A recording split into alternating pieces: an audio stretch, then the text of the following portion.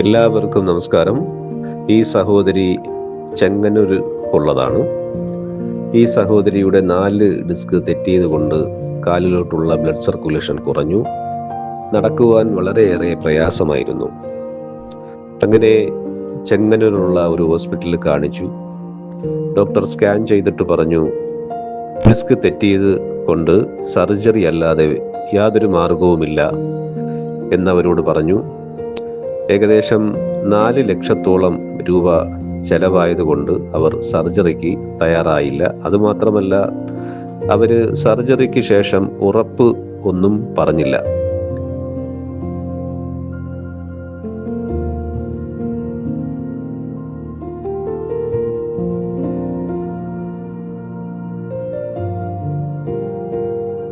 അങ്ങനെയാണ് അവർ കൊല്ലം ചാത്തന്നൂരുള്ള ഡോക്ടർ സുബിക്കി വൈദ്യരുടെ അടുക്കലെത്തി.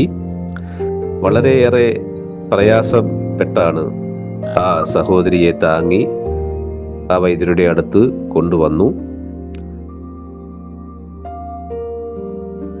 മാഷാ അല്ലാഹ്, 10 മിനിറ്റത്തെ ചികിത്സയുടെ ഫലമായി ആ സഹോദരി നല്ലവണ്ണം നടന്നു പോയി.